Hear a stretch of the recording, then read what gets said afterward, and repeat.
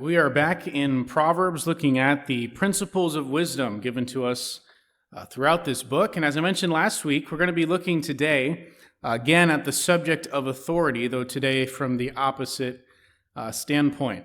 Last week we talked about how Proverbs teaches us to submit to authority. Today we're going to be talking about how to steward authority that we may have over others. And there is considerably more said in the book of Proverbs from this side of that relationship, which makes sense because this is a book written primarily by King Solomon to his son, who would, of course, take his place as king over Israel. And so, of course, Solomon is going to instruct him on what it looks like to rule well over people. And although most of the Proverbs we're going to look at this morning are speaking of a king ruling over a nation, the principles, as we'll see, apply in other relationships as well, whether we're talking about managing people in the workplace, raising children, whatever the case may be, any area in which you have authority over someone else, these principles will be instructive to us. I want to begin this morning by reading some of the last words of Solomon's father, King David. These are recorded for us in 2 Samuel chapter 23, and we're going to use this sort of as a launch pad into the rest of what we're going to look at today. Verse 1, these are the last words of David. The oracle of David, the son of Jesse, the oracle of the man who was raised on high, the anointed of the God of Jacob, the sweet psalmist of Israel. The Spirit of the Lord speaks by me. His word is on my tongue. The God of Israel has spoken. The rock of Israel has said to me, when one rules justly over men, ruling in the fear of God, he dawns on them like the morning light, like the sun shining forth on a cloudless morning, like rain that makes grass to sprout from the earth. Here King David is speaking of godly leadership, again, specifically in the context of a king ruling over a nation. Israel had many kings, most of them wicked men who ruled poorly and abused their positions of power, and that's been the tendency of humanity for all of time. When someone is elevated to a position of power, they often mistreat those under them and rule selfishly. But every once in a while, you get a good leader, and King David is one of those examples in the Old Testament. Someone who rules justly over men, ruling in the fear of God. And God here says, through King David in this chapter, that such a ruler dawns on those over whom he has authority like the morning light, like the sun shining on a cloudless morning, like rain that makes the grass to grow. And so the principle that we learn here is that godly leaders seek to be a blessing to those under their authority. Again, many people in positions of power and authority mistreat those who are under them. They abuse their position in order to benefit themselves. In other words, they yield their power over people selfishly. But good leaders, godly leaders, are those who seek to benefit and bless those who are under them, not use them for their own benefit. And that key characteristic of such leaders, the types of character traits that lead someone to be that kind of a leader, are outlined there in verse 3. They rule justly over men, and they rule in the fear of God. And that's kind of what we're going to be talking about today. Before we get into the principles of Proverbs, I want to look briefly at King Solomon's reign over Israel. Solomon, of course, wrote the vast majority of the book of Proverbs. Solomon was David's son, and so after King David's death, Solomon became king over Israel. And shortly after he had become king, we read in 1 Kings chapter 3, at Gibeah the Lord appeared to Solomon in a dream by night, and God said, ask what I shall give you. Again, we've talked about this before, but just imagine that scenario. God appears to you one night and just says to you, ask what I shall give you. Just an open invitation, whatever you want. What do you want from me? You get this one shot. And Solomon says, verse 6, you have shown great and steadfast love to your servant David, my father, because he walked before you in faithfulness, in righteousness, in uprightness of heart towards you. And you have kept for him this great and steadfast love and have given him a son to sit on his throne this day. And now, O Lord my God, you have made your servant king in place of David my father, although I am but a little child. I do not know how to go out or come in, and Your servant is in the midst of your people whom you have chosen, a great people, too many to be numbered or counted for multitude. Give your servant, therefore, an understanding mind to govern your people, that I may discern between good and evil. For who is able to govern this, your great people?" So here is Solomon's famous request for wisdom. And notice the motivation he had in asking for wisdom. It wasn't just wisdom in order to live a good life, in order to be successful for himself. He asked for wisdom that he might know how to lead Israel. He asked for wisdom so that he might be able to discern between good and evil and govern this large group of people well. That was the reason, the motivation behind his asking God for wisdom. And so verse 10 says, "It pleased the Lord that Solomon had asked this."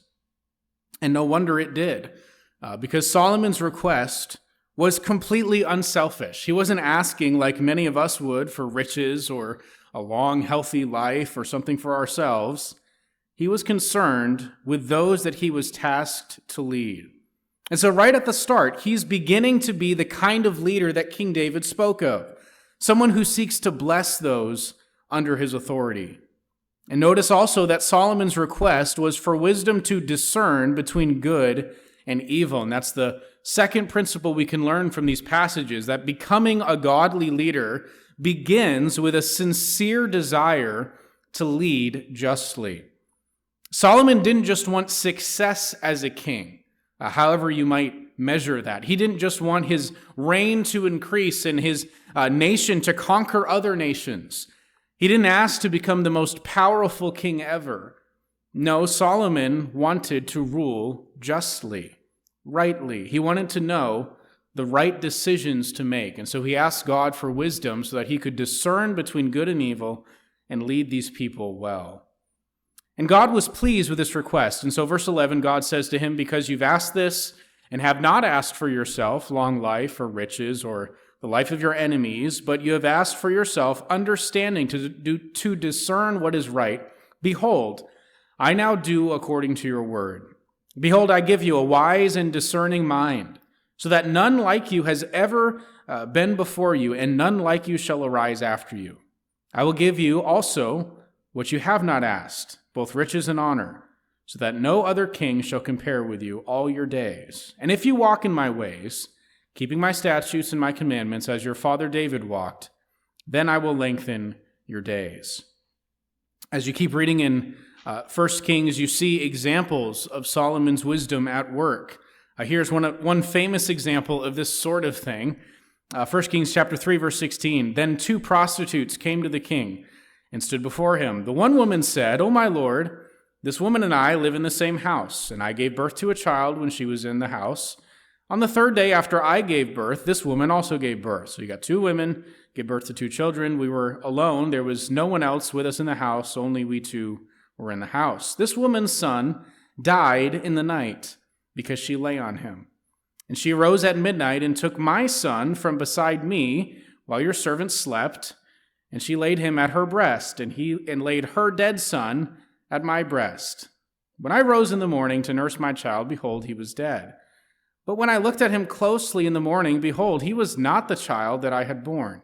But the other woman said, 'No, the living child is mine, and the dead child is yours.' The first said, 'No, the dead child is yours, the living child is mine.' Thus they spoke before the king." And so this issue is brought to King Solomon, and basically he has to try and figure this out. This is, of course, before DNA tests or anything like that. So how would you know? I mean, how could you really tell? The king says, verse 23, the one says, "This is my son that is alive, and your son is dead." The other says, "No, but your son is dead, and my son is the living one." The king said, "Bring me a sword." He does what nobody would have expected him to do. So a sword was brought before the king. The king said, "Divide the living child in 2, and give half to the one and half to the other." Now, we'll see here in a minute, he's not actually intending to kill the child, but in order to see the reactions of the 2 women and figure out who was the mother. Verse 26, "The woman whose son was alive said to the king, because her heart yearned for her son, 'O my lord, give her the living child, and by no means put him to death.' But the other said, He shall neither be mine nor yours, divide him." Then the king answered and said, "Give the living child to the first woman, and by no means put him to death. She is his mother." And all Israel heard of the judgment that the king had rendered, and they stood in awe of the king, because they perceived that the wisdom of God was in him to do justice. So this is just one example of the great wisdom of King Solomon, wisdom that led him to lead justly, to make the right decisions for the good of the nation. Verse 20 of chapter 4 says that during the reign of Solomon, Judah and Israel were as many as the sand by the sea. They ate and drank and were happy.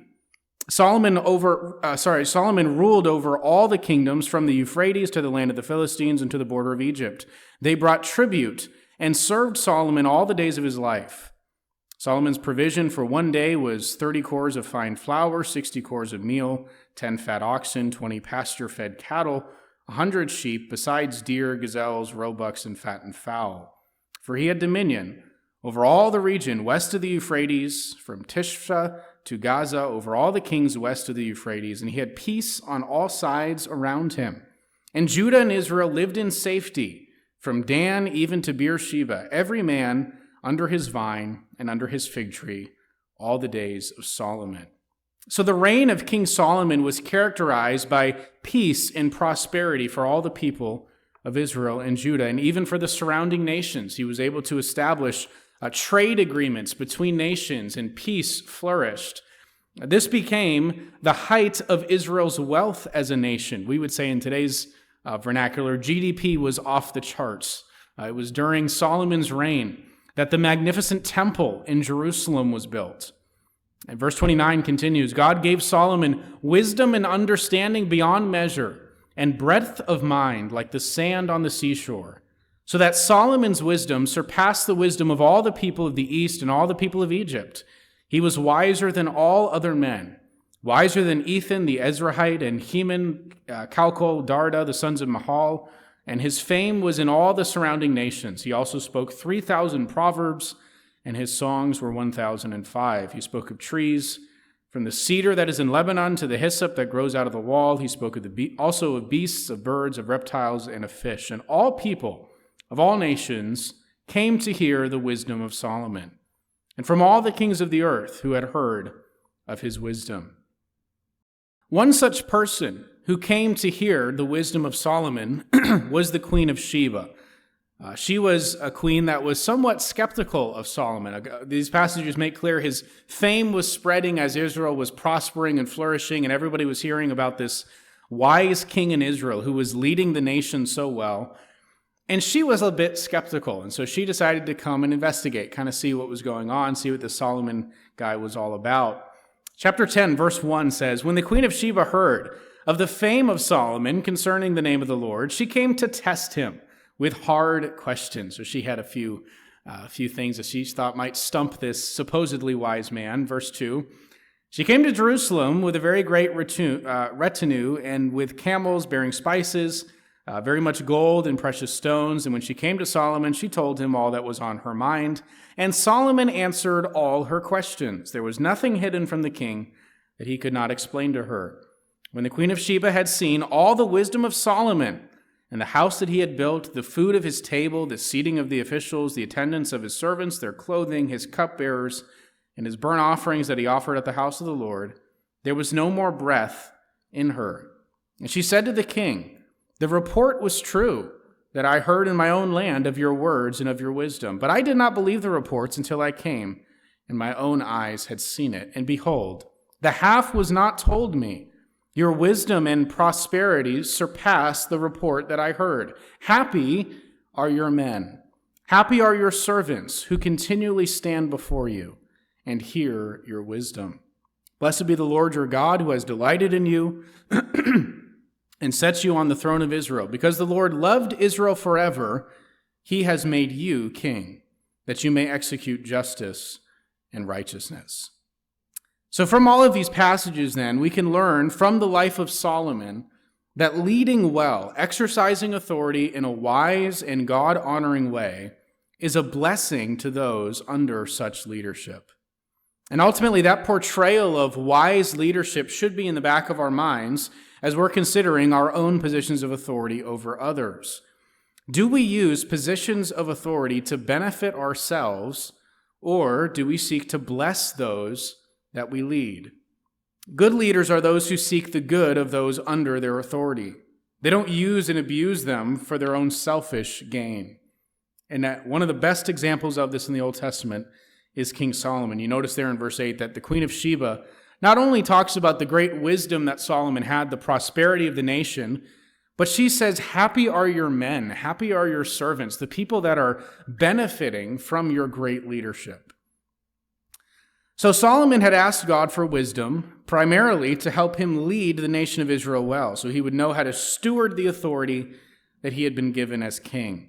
And God granted his request to the max.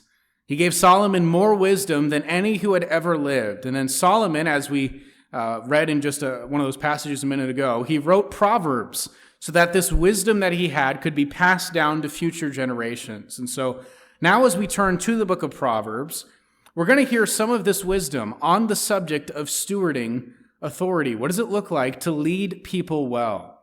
And as we go, we're going to highlight a few characteristics that describe wise leaders according to the book of Proverbs. The first characteristic is righteousness, or you could say justice. Now, this is the most prevalent in the book of Proverbs. Justice is the foundation of good, godly leadership. Proverbs 16, verse 10, an oracle is on the lips of a king. His mouth does not sin in judgment. A just balance and scales are the Lord's. All the weights in the bag are his work. It is an abomination to kings to do evil, for the throne is established by righteousness. Righteous lips are the delight of a king, and he loves him who speaks what is right. Obviously, it is important for those with authority over others to act righteously, as their decisions affect everyone under them. They are to speak righteously. They are to act righteously. They are to establish their authority by righteousness. And that characteristic of righteousness or justice is the main quality that wise leaders must have. Proverbs 17, verse 15 says, he who justifies the wicked and he who condemns the righteous are both alike an abomination to the Lord. So what makes a just leader, according to this proverb, is one who punishes the wicked and who justifies the righteous. Both of those are needed for justice to be done. And this is why Solomon asked God for wisdom to discern between good and evil, because in order to be a good leader, one must have a proper moral compass, meaning they must have an internalized set of values that guides them in their behavior, their personal behavior, and in their decision-making. And this is what is so lacking in so many of our leaders in America today. We have people in positions of authority with no moral compass. They call evil good, they call good evil. They justify the wicked and condemn the righteous. So lacking in basic justice, basic principles of righteousness, that they would even consider something as objectively barbaric as killing a child in the womb to be a positive good, a right that must be upheld at all costs. It's a sign of a lack of basic moral compass in our leadership today. Proverbs 28, verse 4 says, those who forsake the law praise the wicked, but those who keep the law strive against them. Evil men do not understand justice, but those who seek the Lord understand it completely. So a good leader, then, is one who seeks the Lord and tries to learn more of God and his ways. Notice that in verse 5. Those who seek the Lord are capable of understanding justice. That's how you properly develop your moral compass, by studying the only objective standard of right and wrong that we have access to, which is Scripture.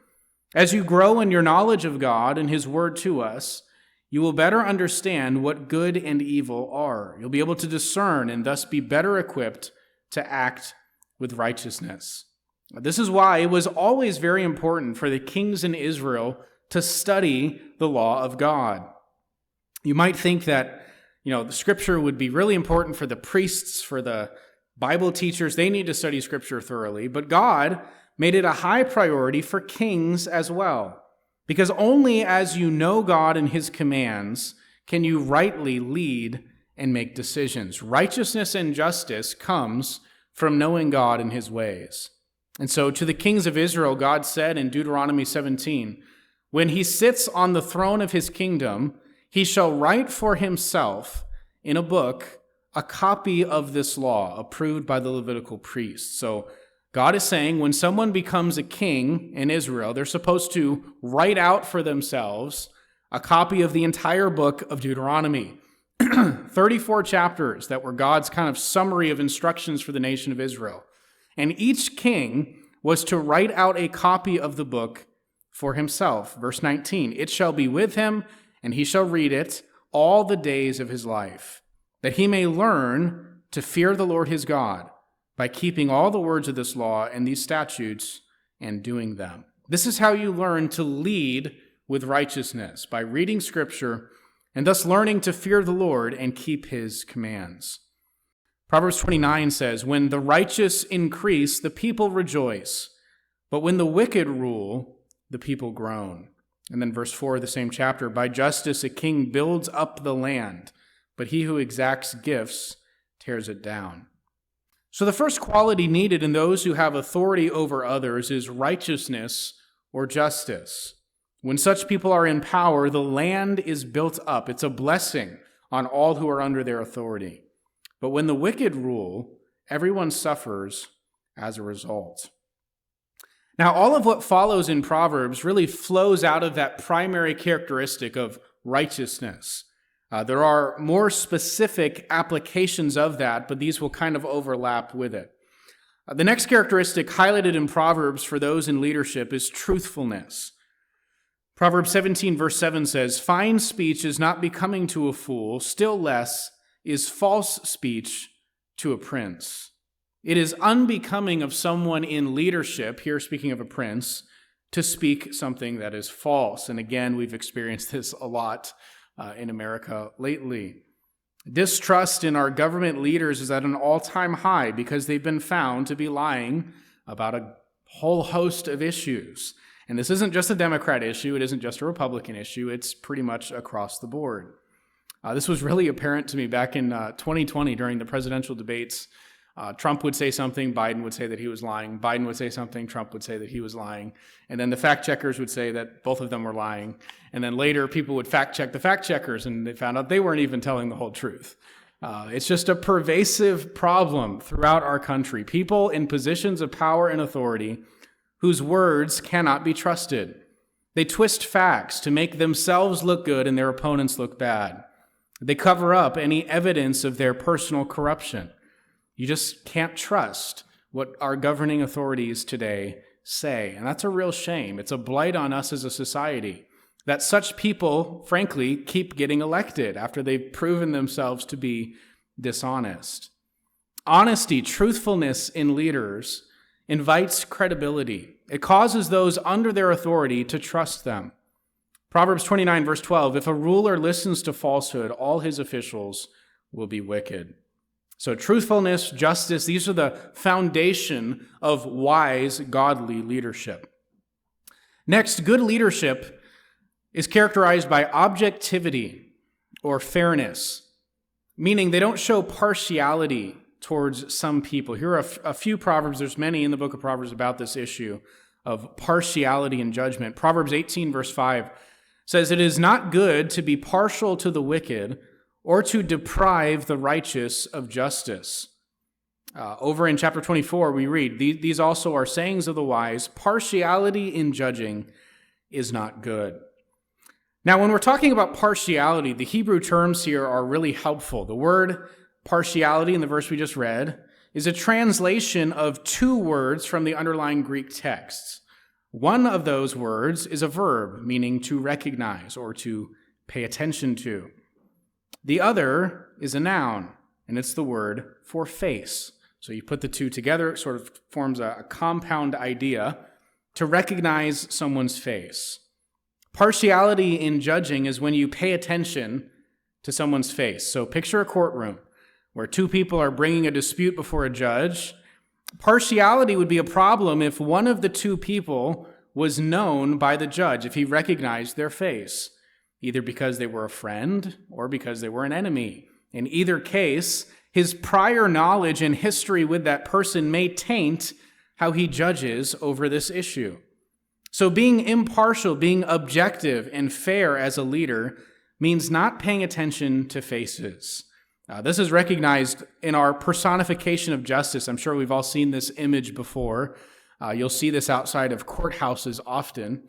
Lady Justice, and you'll notice she's wearing a blindfold. The idea being that she's not paying attention to who is brought before her. She hears the facts of the case, and she renders a just sentence, irrespective of who is involved.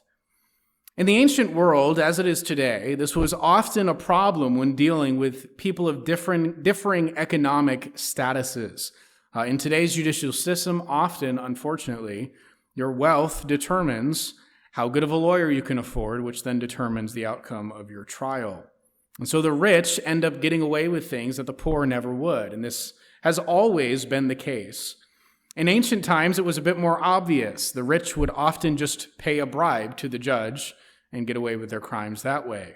And so the poor would be taken advantage of. Proverbs instructs those in authority then to treat everyone fairly, without any regard for whether this is a rich and powerful person or a poor person who can't benefit you at all. Proverbs 29 verse 7 says, "A righteous man knows the rights of the poor.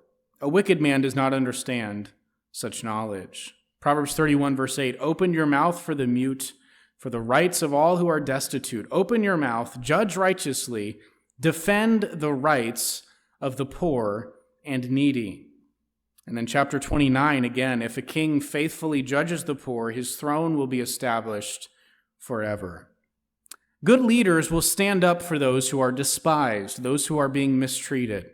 They won't treat some people differently than others. They will give justice to everyone, justice to those who cannot benefit them as well as to the rich and powerful.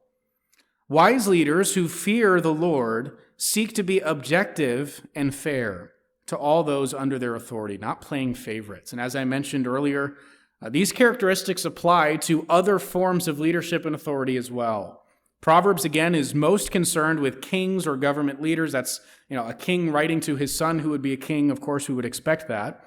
But partiality is just as much of a problem in the workplace or in the family or anywhere where there's authority and people under authority. When there's favorites being played, when one person is treated differently than another because of your personal like or dislike of that person. Such partiality, Proverbs says, is evil. Next, wise, godly leaders are those who walk in integrity. We'll just look at one example of this. Proverbs 17, verse 23, "The wicked accepts a bribe in secret to pervert the ways of justice." A good leader, then, is one who cannot be bought. This gets back to kind of where we began, that good leadership means you're committed to righteousness, to justice. If you have an opportunity to be in charge at any capacity, whether we're talking about a government ruler, a supervisor at work, whatever, recognize that you have a responsibility before God to rule according to his principles of integrity. Don't take advantage of your position to benefit yourself in some dishonest way. Lastly, good leaders are characterized by love. Love for those under their authority. Good leaders seek the benefit and flourishing of those who have been entrusted to them, whereas wicked rulers are oppressive and tyrannical. Proverbs 28, verse 15, "Like a roaring lion or a charging bear is a wicked ruler over a poor people. A ruler who lacks understanding is a cruel oppressor, but he who hates unjust gain will prolong his days." Contrast that wicked, oppressive ruler with the portrait given in chapter 20, which says, "Steadfast love and faithfulness preserve the king, and by steadfast love his throne is upheld."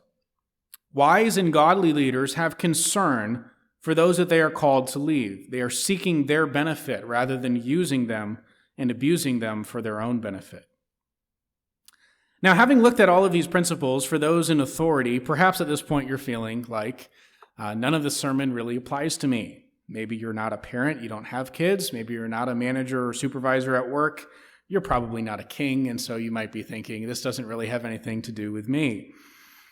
Well, regardless of whether or not you exercise authority over others, these principles should at least direct us in our considerations when choosing leaders. Again, as American citizens, we have this great responsibility, really, to elect our leaders. Next year, we're going to have this opportunity to vote for federal, state, local leadership during the election. And I think it would be a good starting place for us to ask ourselves, who would best exemplify the principles of Proverbs about wise leadership? This should be in the back of our minds as we're thinking about who to appoint to a position of power in our country. Again, whether we're talking about local leadership or federal. Who would administer justice? Who has a track record of truthfulness and integrity? Who is objective and fair in their treatment of people?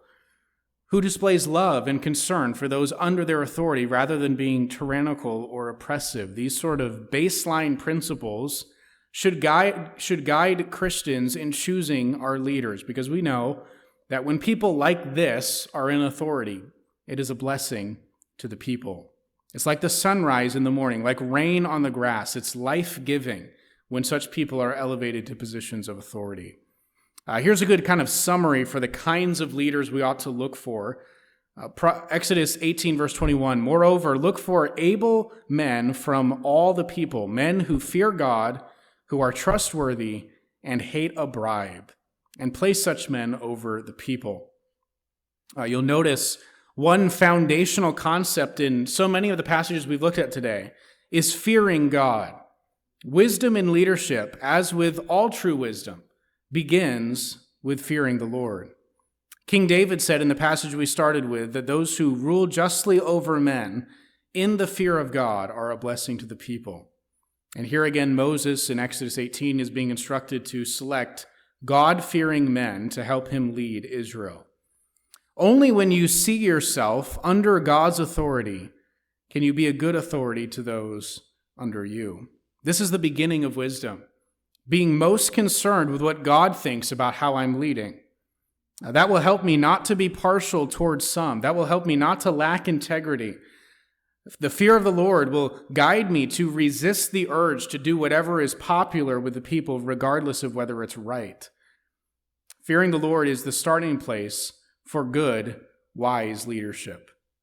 Here are Paul's instructions to servants in Ephesians chapter 6 and their relationships with their masters that they work for. He writes to them, "Bondservants, obey your earthly masters with fear and trembling, with a sincere heart as you would Christ, not by the way of eye service as people pleasers, but as bondservants of Christ, doing the will of God from the heart, rendering service with a good will as to the Lord and not to man." Remember, we talked about this concept last Sunday, that we submit to our earthly masters ultimately out of submission to God. But then look at what Paul goes on to say to the masters, verse 9. "Masters, do the same to them and stop your threatening, knowing that he who is both their master and yours is in heaven, and there is no partiality with him." Paul reminds these men who are in positions of power and authority over others that as Christians, they have a master too. And they will answer to God for how they handled their authority, how they treated those who worked for them. And so Paul is trying to motivate these men to fear the Lord, to let that be the driving motivation for how you lead and exercise authority over people. Similarly, Paul says in Colossians 4, "Masters, treat your bondservants justly and fairly, knowing that you also have a master in heaven." Ultimately, all of our human authority figures will fail at some points. Even in the Old Testament, the best leaders of Israel, you think of King David, his actions with Bathsheba became a blot on his life. Solomon, though in many ways a wise king, nonetheless, in some areas of his life was famously flawed. Moses was a great leader, and yet we see him at times acting foolishly, disobeying God. No human being will ever be a perfectly wise and just ruler except for Christ. Only Jesus can ultimately rule us in perfect justice and righteousness. And as Christians, we look forward to the day when all of the world is submitted to Christ, when he returns to take his seat on the throne, and then we will experience a life under a perfect authority. As Isaiah wrote in chapter 9 of his prophecy, "For to us a child is born, to us a son is given, and the government shall be upon his shoulder, and his name shall be called Wonderful Counselor, Mighty God, Everlasting Father, Prince of Peace. Of the increase of his government and of peace there will be no end. On the throne of David and over his kingdom, to establish it and to uphold it with justice and with righteousness from this time forth and forevermore." Verse 6 of that prophecy describes who Jesus would be, a child that is born. He is the mighty God, born as a human. And then verse 7 describes what the kingdom of Christ would look like, that he is reigning now over all who would submit to his lordship. And Isaiah tells us that his government, the reign of Christ, his kingdom, will increase without end. It will overspread the world, and as it does, peace will increase with it. Of the increase of his rule and of peace, there will be no end, because Christ will rule with perfect justice and righteousness. The more people are submitting to him across the world, the more justice and righteousness will be done.